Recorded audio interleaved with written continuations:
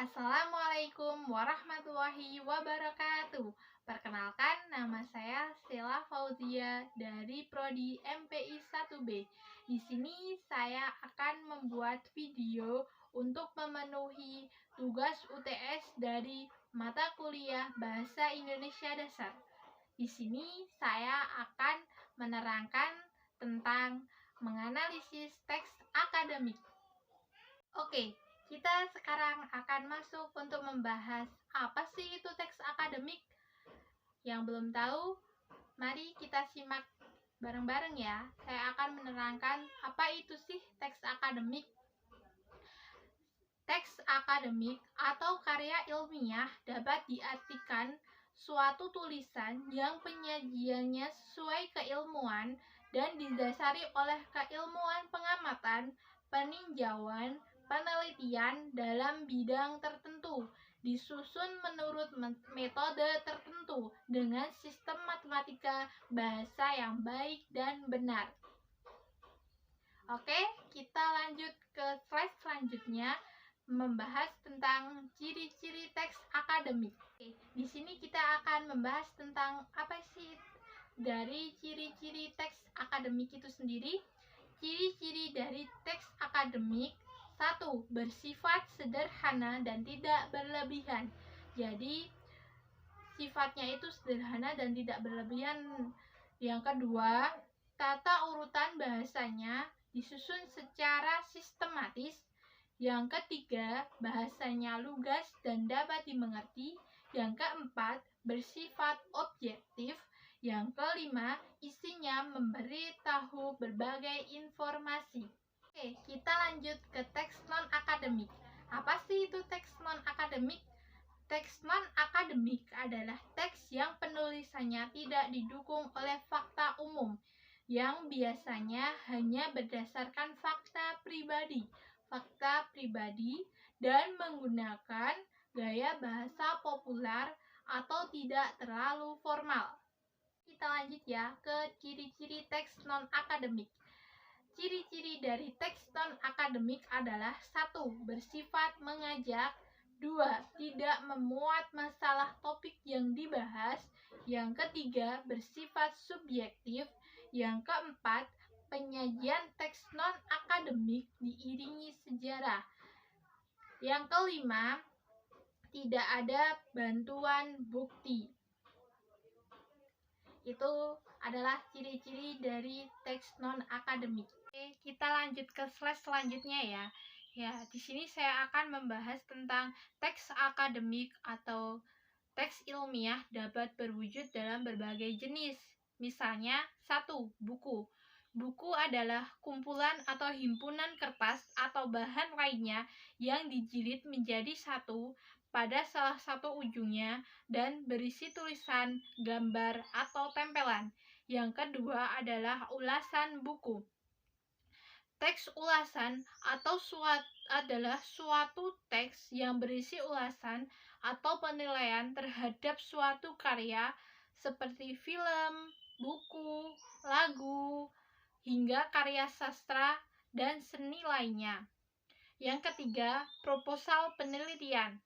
Proposal penelitian adalah dokumen yang digunakan dalam pengusulan proyek penelitian.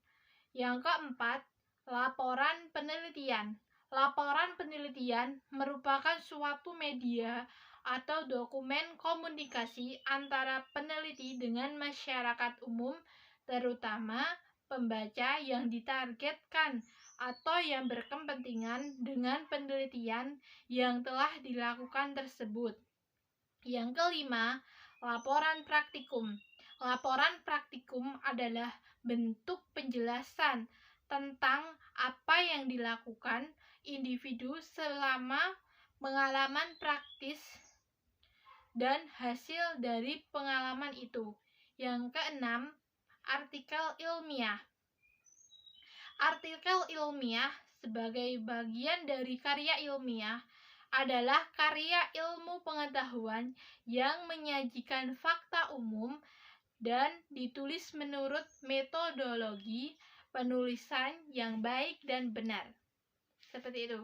itu adalah berbagai wujud dalam jenis teks akademik. Oke, lanjut lagi.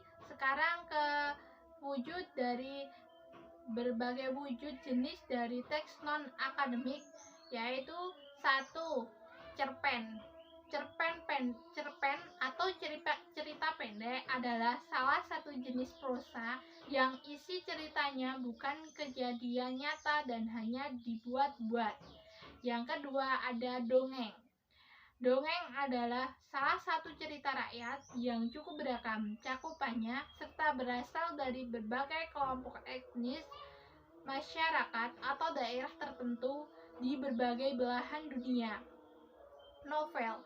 Novel adalah salah satu jenis karya sastra yang berbentuk prosa. Yang keempat, legenda. Legenda adalah cerita rakyat yang berisikan tentang tokoh, peristiwa, atau tempat tertentu yang mencampurkan fakta historis dengan mitos. Ya, itu adalah berbagai wujud dari teks non-akademik itu sendiri, ya. Ya, kita akan lanjut ke pembahasan yang selanjutnya ya. Ya, kita akan membahas tentang perbedaan teks akademik dan teks non-akademik. Di situ ada perbedaan apa saja antara teks akademik dan teks non-akademik itu sendiri. Ya, kita akan mulai.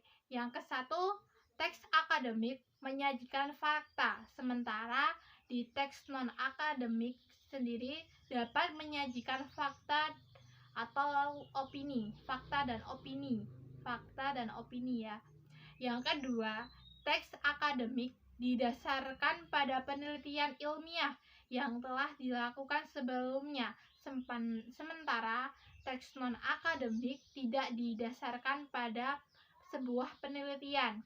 Yang ketiga, teks akademik menggunakan ragam bahasa baku, sementara di teks non akademik dapat memilih menggunakan ragam bahasa baku, non baku, atau kombinasi dari keduanya. Yang keempat, teks akademik terkait pada sistematika penulisan karya ilmiah, sementara teks non akademik tidak terkait pada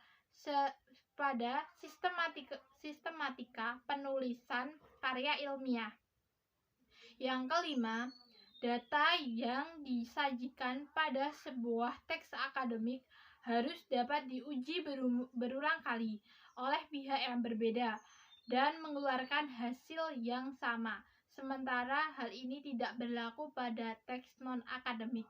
Ya, itu adalah penjelasan dari perbedaan antara teks akademik dan teks non-akademik itu sendiri. Kita akan lanjut ke slide selanjutnya ya. Slide selanjutnya akan membahas tentang menganalisis teks akademik. Dalam teks akademik, tentu kita dapat meneliti teks tersebut dengan langkah-langkah yang padu. Berikut adalah langkah-langkahnya. Yang nomor 1, meneliti formula kalimat yang ditulis oleh sang penulis. Maksudnya di sini adalah formula kalimat yang dimaksud adalah kalimat yang memiliki subjek, predikat, objek, dan keterangan atau yang akrab kita sebut dengan SPOK. Yang kedua, meneliti jumlah kalimat leksikal dan struktural. Apa sih itu kalimat leksikal dan kalimat struktural? Kalimat leksikal adalah kalimat yang memiliki makna kata yang jika dicari dalam kamus bahasa Indonesia akan ditemukan.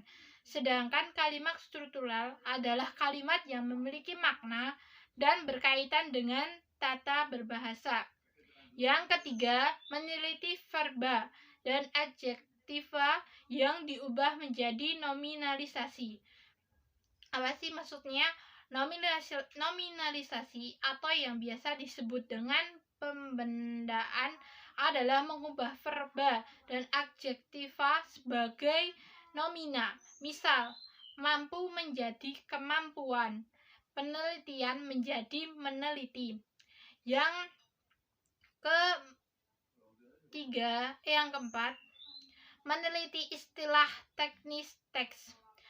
Maksudnya, dalam ilmu pengetahuan tentu kita memiliki istilah teknis yang menjelaskan sebuah hal yang akan kita bahas. Misalnya penggunaan metode pembelajaran.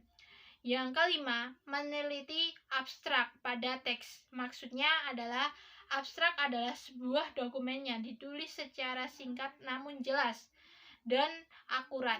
Abstrak dapat melihat inti dokumen tersebut sesuai dengan dokumen yang akan diabstrak tanpa mengubah apapun. Ya, itu adalah cara langkah-langkah untuk menganalisis teks akademik. Sudah paham? Ya, seperti itu. Ya, jadi dari pembahasan yang sudah kita bahas semua dari tadi, dari teks akademik sendiri, kita itu membutuhkan teks akademik dalam hal membuat laporan resmi seperti proposal, skripsi, dan lain sebagainya. Apa yang dituntut untuk menghasilkan teks akademik? Yang dituntut untuk menghasilkan teks akademik biasanya adalah seorang akademisi, yaitu seperti guru, mahasiswa, dosen, peneliti, dan lain-lainnya, masih banyak ya. Dan yang memanfaatkan teks akademik itu sendiri adalah masyarakat umum yang akan menikmati hasil dari teks akademik yang kita buat. Ya, terus yang selanjutnya adalah mengapa kita sebagai seorang intelektual sangat membutuhkan teks akademik, karena dengan kita belajar dengan mempelajari teks akademik akan menambah ilmu pengetahuan kita dan teknologi berupa penjelasan, prediksi, dan pengawasan. Jadi itu adalah manfaat kita untuk mempelajari teks akademik. Seperti itu yang bisa saya terangkan dari awal sampai akhir. Apabila ada salah-salah kata, mesti banyak kurangnya dari video yang saya buat ini. Apabila ada salah kata dalam saya menyampaikan atau yang saya berikan materinya, saya mohon maaf sebesar-besarnya. Kurang lebihnya mohon maaf. Wassalamualaikum warahmatullahi wabarakatuh.